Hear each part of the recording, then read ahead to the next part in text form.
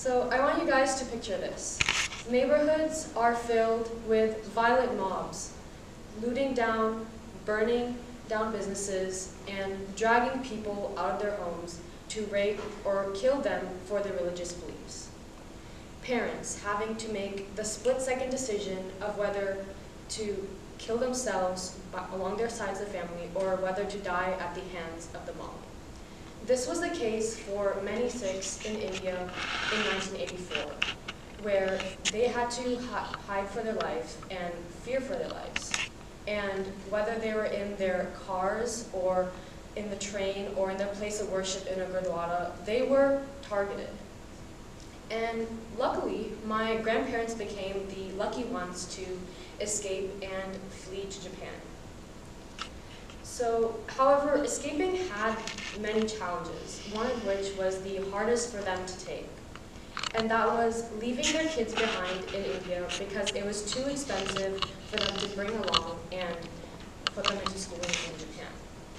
So, faced with this tremendous heartache, my Nani and Nana eventually arrived in Osaka, Japan, where they had no knowledge of Japanese, yet they had this desire to settle down to quickly reunite with their families. At this point, there was no English written on the signs or the billboards, or if there was a very select few that did have them. And the people there had no knowledge of English and had very few knowledge of Indian foreigners at that time.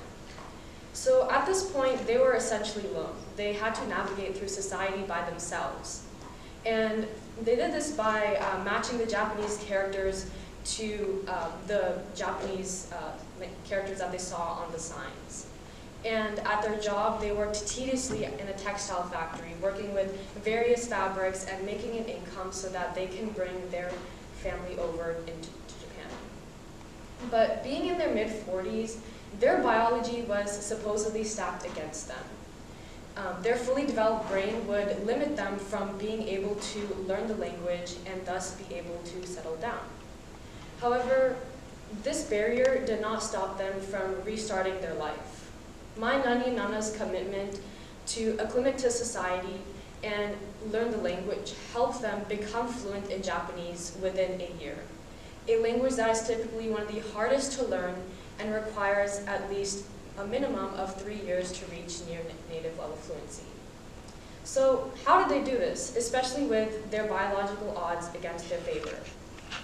Well, we can see that the brain quite literally has to adapt and change in its chemical makeup to grow and overcome adversity.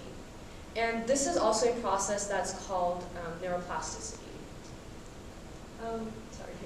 So let's go back to the basics, where the brain is made up of neurons, or which are nerve cells in your brain that communicate between each other via the neurotransmitters that allow for these connections to occur. And so the nerve cells are the basic enablers of the neural networks, which allow for the basic functions of speaking and moving, being able to think and make memories. The neurons allow for these to occur, and the neural networks are also the enablers of neuroplasticity. So when an action is first learned, or when a new skill is learned, this new neural pathway is then formed. And when this action is repeated over and over, like how my Nani and Nana had to look at the characters and match them again and again, this neural network is then strengthened. But let's say if someone doesn't relearn their skill and maintain it, the neural network is then weakened. And therefore, the new skill will have to be relearned again. So with this, we can see that the brain has to rewire in response to learning and experience. And since the brain is a muscle, it has to be trained like one. So if a baby had to undergo major brain surgery that took out a major portion of their brain, they could still come back and be able to perform functions like a normal human, like a normal child after. And this is because when infants develop, their brain is filled with so many neurons that are just looking for new connections to make. And so let's say, going back to when the baby had that brain surgery and had that part taken out, the brain can compensate for the damaged part that was taken out because they're searching for these new connections, and the infant, when they are developing, they are doing new things as they experience life. And especially since the brain is so malleable at such a young age, this allows for the child to come back and be able to perform functions like a regular child. So let's take the case of Cameron Mott. For the first 3 years of her life, she had these violent seizures that threatened her body and her life. So the doctors gave her parents two options. Either they could let her continue life, but her life would continue to deteriorate, or they could allow the doctors to take out the right portion of her brain. So of course the parents went with the latter. They allowed the doctors to take out the whole right portion of her brain. And after, the expected result was that her whole left side of the body was paralyzed. And even though this was the expected result, she had to undergo major intensive physical therapy. And 4 weeks later, she was able to walk out of the hospital. And fast forward to 2nd grade. She had just stopped doing physical therapy, and she was like any other child. She was able to run, she was able to play and speak like anyone else. And even though she did have lesser control over her left side and did lose some of her peripheral vision, her ability to bounce back after something so major and intensive like this is completely remarkable. And it just shows how the brain is able to compensate for the other side's function and able to make those new connections that allow for the person to be able to grow. And with this, we can see that the brain can rewire itself, especially as it overcomes adversity. However, if an adult was to undergo a major process like this, their recovery would probably be more challenging.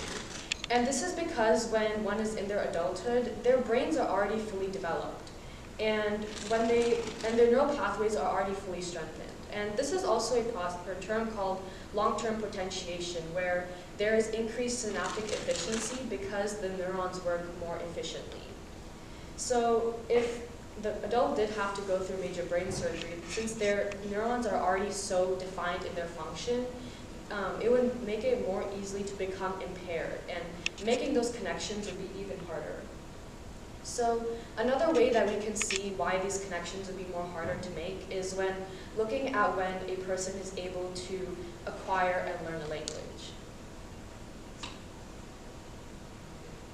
As you can see this in this graph, you can see that the ability to learn and acquire language is at its peak when the person is a native speaker and up till 7 years old.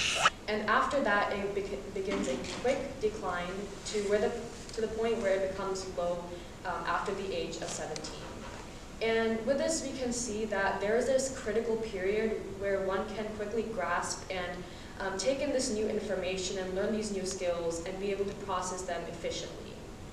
And with this critical period, as time progresses, this window to quickly acquire these skills becomes more challenging. So we can also see this with, since this process becomes slow, it becomes more challenging. But when we look at my grandparents' story about how they were able to learn Japanese within a year, it shows that age doesn't have to play a barrier in what we do and how we are able to learn. So even if our brains are fully developed, we can still acquire new information and learn new skills. And we can see this more through how our intelligence is divided and categorized. So we have two different intelligences. One is fluid intelligence and the other is crystallized intelligence. So fluid intelligence involves our ability to reason, learn new skills, and be able to problem solve. And even though this fluid intelligence peaks at the age of 25, crystallized intelligence does not. However, it does the opposite. It increases with age. So crystallized intelligence involves our accumulated knowledge and how we are able to use the skills and knowledge we learn to problem solve. So this intelligence can aid in how we go about certain situations and just allow us to grow as individuals. So with the more knowledge we accumulate, the more capable we are of accomplishing a goal. But this isn't to say that a young person can't accomplish their goal because, in the same way that a 7-year-old person can, because they don't have the same amount of wisdom. So we have to realize that we are always learning, even if we think that we are. For example, we can take whether it's learning the route to your work, or keeping up with the news, finding the right gym workout routine for you, or just learning a new recipe. All of these keep your mind engaged and active. So no matter how young or old you are, the human capacity for growth will always remain. And our journey towards our aspirations aren't hindered by how much our brain has developed or how old we are. Rather, they are enhanced through how we are able to push past our mental boundaries to achieve what we set out to accomplish. So the more obstacles we face, the more opportunity we have for growth. And every setback we face is an opportunity for us to come back with more experience and more wisdom. And so age is not a limitation for what we can do. Rather, it is a testament for what we have learned and achieved and overcome along the way. So with our brains at our side, we ultimately have the potential and the power to do whatever we set out to do, working towards our aspirations, with each step towards a lifelong journey of personal growth. Thank you.